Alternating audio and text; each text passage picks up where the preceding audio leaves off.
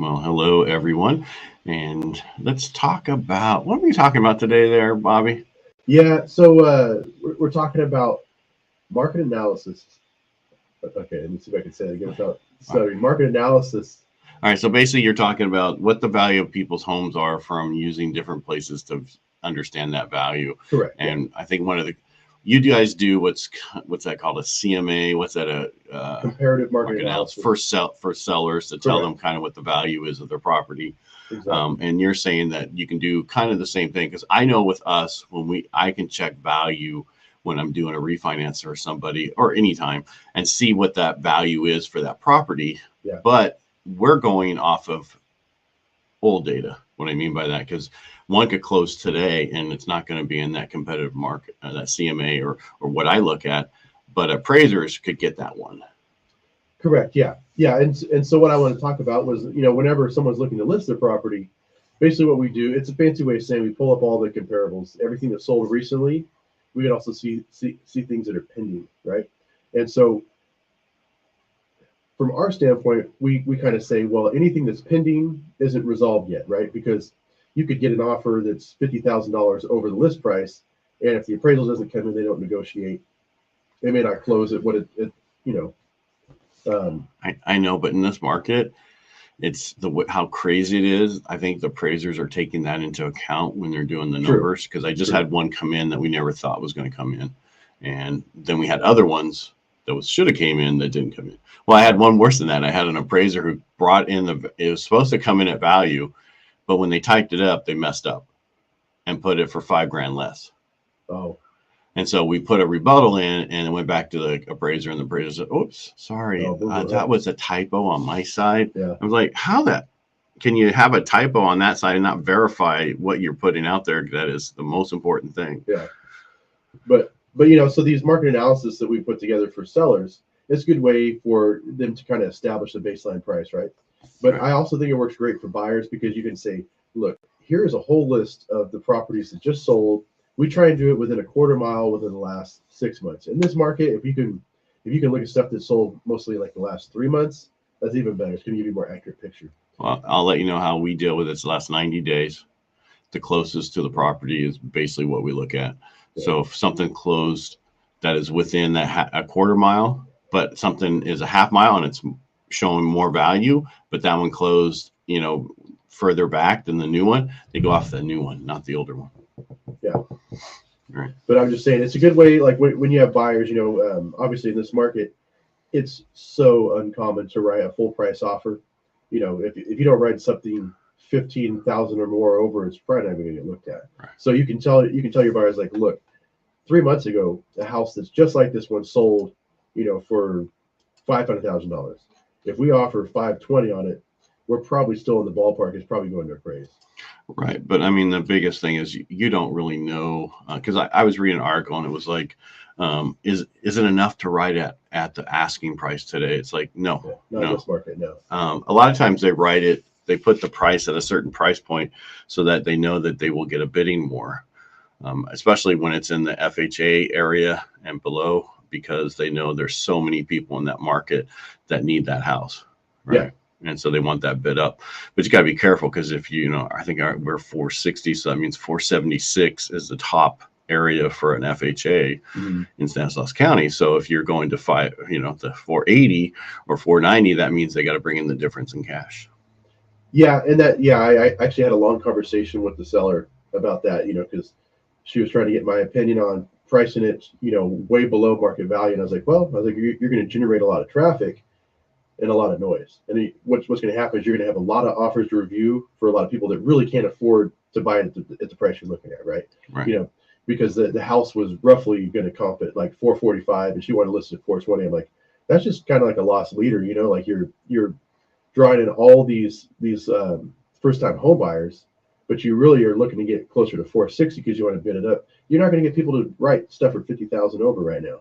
Not in a house in this area in the condition it's in. All right. So mainly what we're trying to talk about today, though, is for a buyer to understand that in this market, you're still going to write over. Oh, yeah. And you got to and what you do is you review and show them, hey, this is the reason. Exactly. And also what I always tell people is the moment it closes, it is the new value that you've set for the market. So now your house is worth whatever you paid for it. So if someone bought a house for $470, but it was only worth $450 and paid cash for it, it's now worth $470. If they got a loan and paid the difference in cash, right, that they had to put down, it's still worth $470. So you're setting the new market going forward. So don't worry about if you're overpaying today, because the moment it closes, it's now worth that. And then a few more houses will come up to you or over you to increase the value in the neighborhood. Because, well, a lot of people don't understand, if the house is worth 500,000 and I get it for 450, guess what it's worth?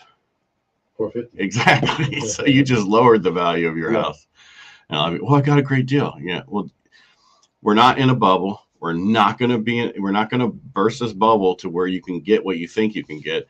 And this is finally coming all over the news that we've been talking about for the last year. It's not coming. It's not going to be there.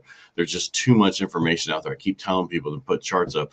You know, we have 14 million more households since 2007 and 3 million less houses. It's an easy math problem. Not even going into all the other stuff I talk about. Yeah. No, that's the easiest way, just to kind of, we don't need to get in the weeds and show people the data, because a lot of people, don't really care. They're like, whatever, that's boring. Just kind of summarize it for me and tell me. It's lies, damn lies, and then statistics. Yeah. That's what Mark Twain says. But anyway, and that's basically the truth. Yeah. So showing people those market analysis with all the houses that have sold recently, I think is a great way, obviously, to establish value for sellers, but also to show buyers, look, you're totally fine writing an offer above this list price, because it's probably going to appraise, and if not, it's still the house you want. Right. And so long term, if you wait, another year, we have no idea if interest rates are going to be higher. I know you've talked a lot about a recession coming, so it's coming. It's like, if you look at the 11 times that the Fed has increased, the 14 times that they've increased their Fed funds rate right over a period of time, they've caused 11 recessions. Yeah. So 3 times with soft landing out of 14. That's not a good track record. So with that being said, you need to be careful. And in a recession, we already showed house values go up because rates go down, and that's what we're going to see. And been watching some economic, one of those I don't want to say webinars because it's a huge event. And they were talking about, one guy says, I still think inflation is transitory. And he's still in that camp. He still thinks that a year and a half later. Well, he thinks it's going to be over by October. Yeah. I don't know. I don't know. I'm not an economist. All I'm saying is, again, we don't know. We do know today. It's still, the value today, the rates today. It is still a great time. Go get them now, because you have no idea how much higher the house is going to be by the end of the month, or by the end of the year, because they are continuing to go up. And rents just keep getting squeezed up too. There's a 2-bedroom, 2-bath condo, $2,100 I just listed. So, it's crazy, and there is plenty of applications for it. Right. Well, if you can't buy, you're going to rent. But if you can't buy a house, there's not enough houses to rent either. Right. Oh yeah, there's a shortage of that too. Yeah, and people don't understand. We've never been here before, and I don't know how more to say this. We've never been in the situation before where we have this amount of not enough houses. We've never been here before, and where we're going with inflation and everything else, this is all new territory. You can go back and look at, as long as we've been created as the United States, we've never had this before.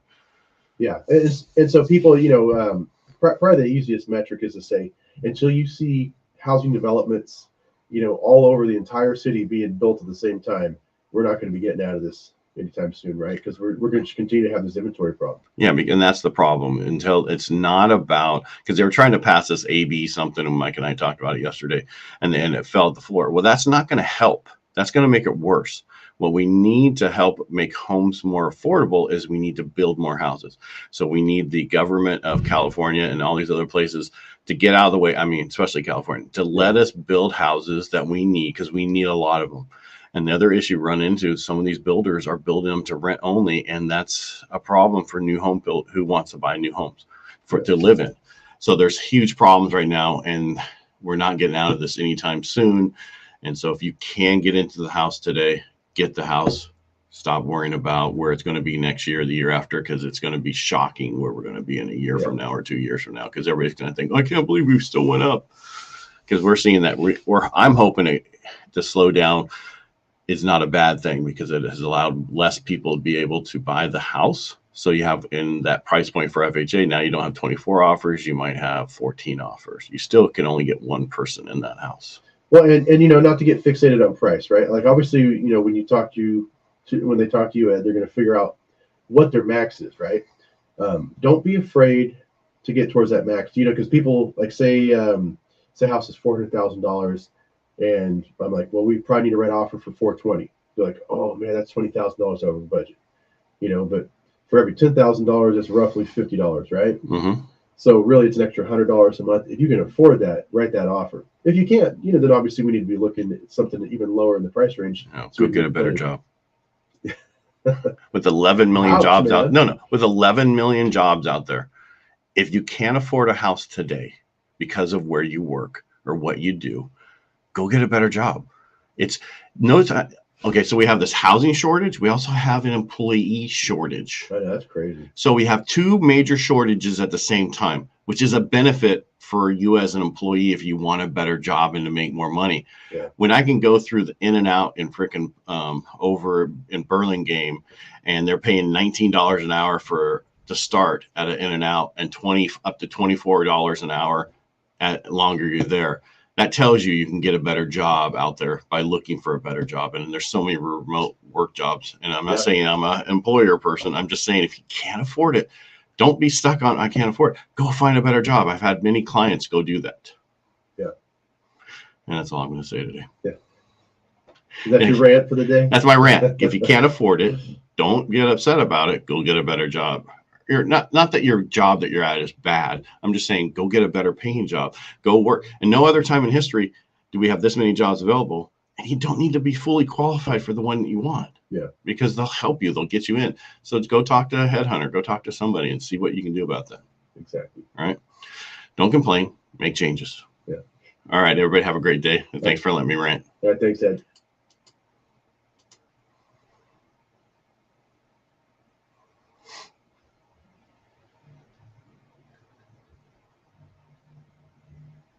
Someday it'll stop. Just waiting. Jeez. Are we still here? I think we're here. All right. This is supposed to go away. I don't know what the heck is wrong today.